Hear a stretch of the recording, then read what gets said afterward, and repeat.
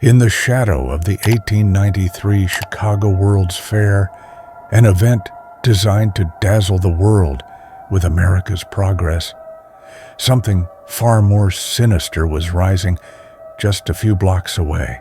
While crowds marveled at electric lights and towering Ferris wheels, one man was busy constructing a building unlike any other.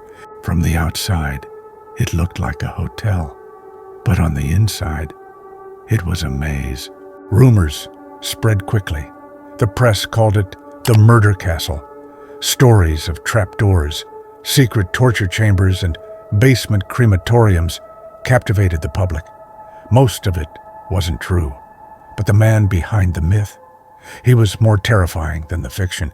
He was a con man, a fraud, and a killer. But history would come to know him by the name of H. Holmes.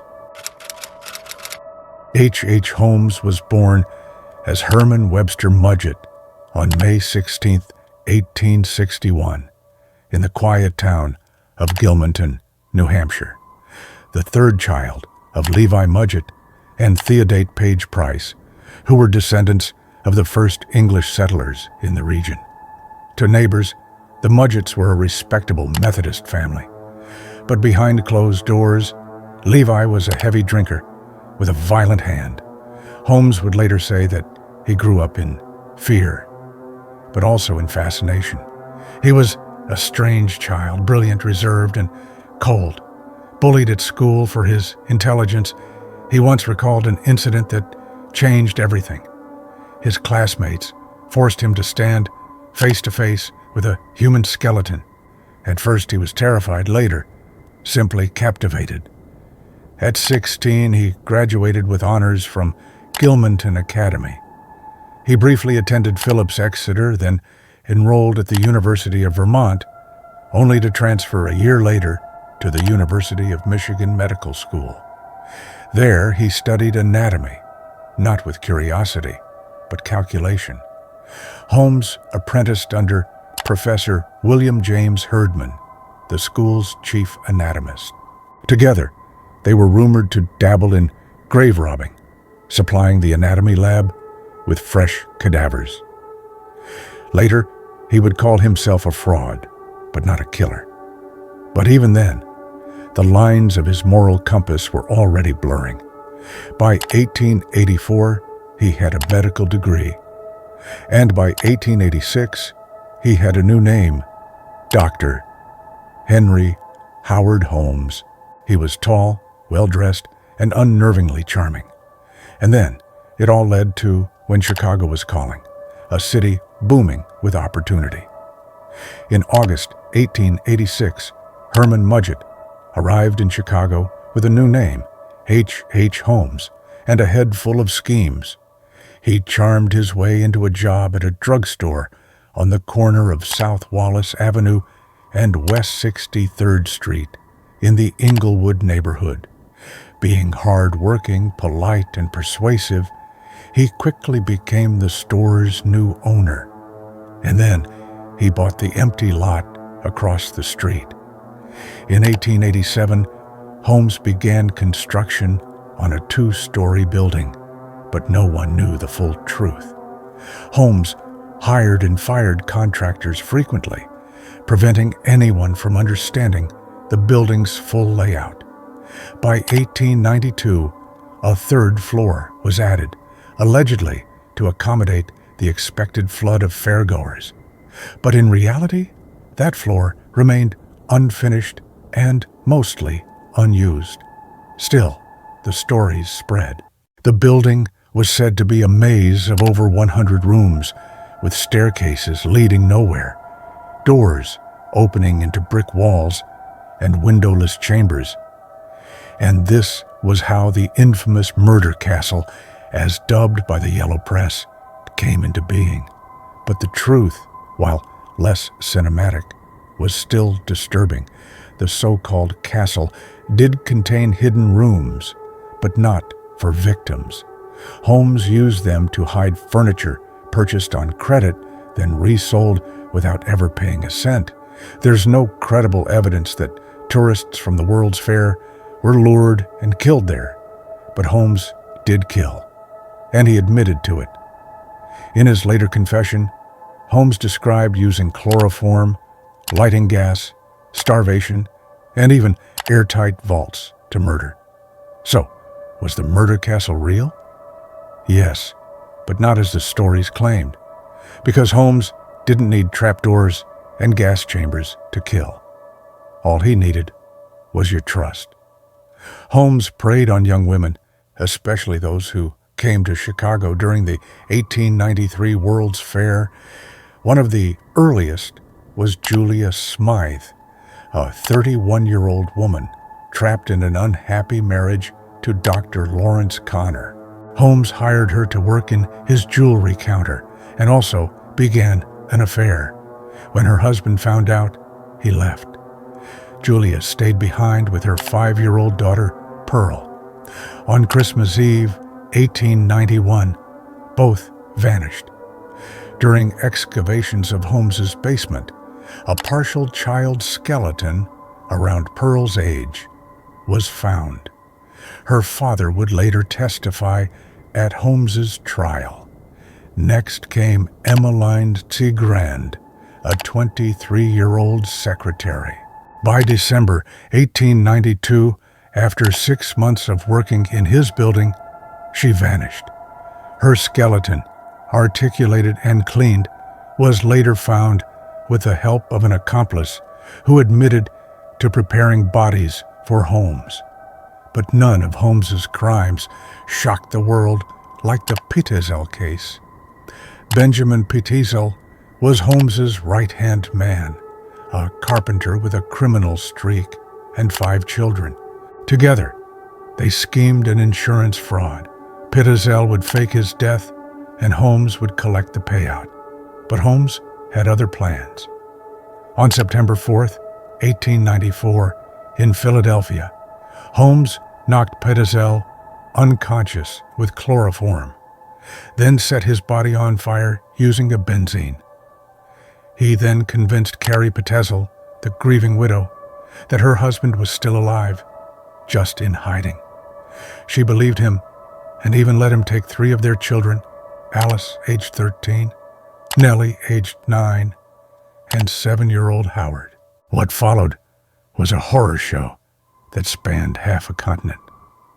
In Toronto, Holmes murdered Alice and Nellie. He locked them in a trunk, drilled a hole in the lid, and connected a gas line as they suffocated in the dark. He buried their naked bodies in the cellar of a rented home.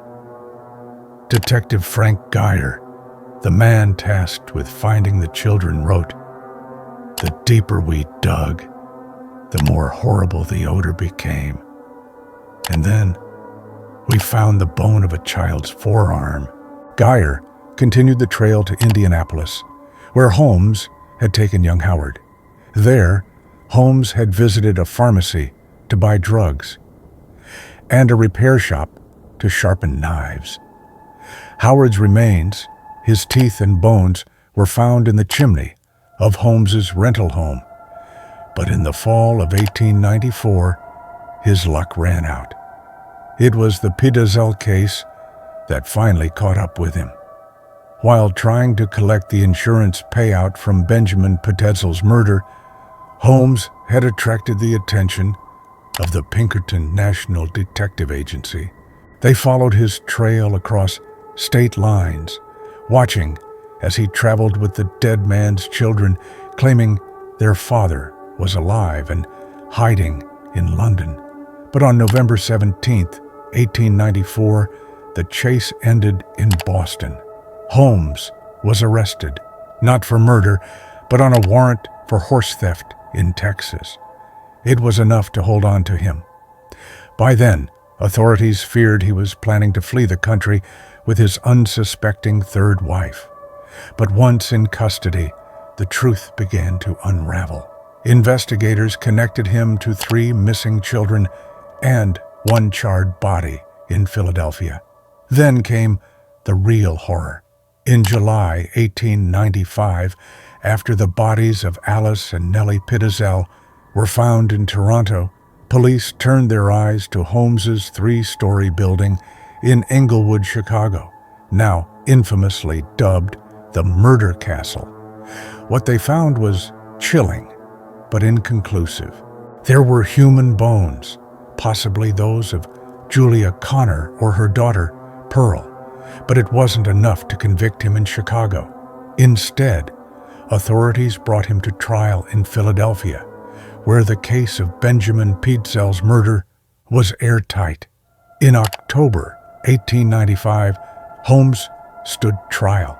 He was found guilty and sentenced to death. By then, the bodies of all 3 Pitezel children had been uncovered, and the noose was inevitable. But Holmes wasn't done playing games. Behind bars, he agreed to sell his confession to Hearst newspapers for $7,500, a fortune at the time. In it, he claimed to have murdered 27 people across Chicago, Indianapolis, and Toronto, and attempted to kill 6 more. He described his actions in cold, clinical detail, sometimes contradicting himself. Some of his victims were later found alive. Others were never found at all. Was it madness? Was it guilt? Or just one more trick from a man who lived to deceive? By the fall of 1895, it was time to face justice. H. Holmes went on trial for the murder of Benjamin Pitezel. Holmes, while being the one executed, was composed, charismatic, and even charming. But beneath the surface, the evidence was irrefutable, and the jury didn't buy his performance. In October 1895, Holmes was found guilty and sentenced to hang. While awaiting execution, he stayed just as calm, almost eerily so. But he left behind something deeply disturbing. Holmes penned a memoir, a twisted attempt at legacy. In it, he claimed he was possessed by Satan, said his face had changed, becoming more demonic with each passing day. Then, on May 7th, 1896, in Moyamensing Prison in Philadelphia, Holmes stepped onto the gallows. He did not tremble, did not cry, but simply waited. Holmes was buried in an unmarked grave at Holy Cross Cemetery, far from the streets of Chicago that had once fed his hunger. But the story didn't die with him. After Holmes was hanged, the murder castle caught fire due to unknown reasons. Some called it arson, while others blamed his ghost. Today, a post office stands where horror once lived, but locals say, on quiet nights, you can still hear screams rising from the basement. Holmes never gave a clear answer, and by the time the public realized everything, it was all too late. He had already sealed his place in history, not as Herman Webster Mudgett, not as Dr. Henry Howard Holmes, but as America's first serial killer. And if the twisted tale of H. Holmes kept you hooked, there's plenty more where that came from. Subscribe to our channel and step deeper into the shadows with us.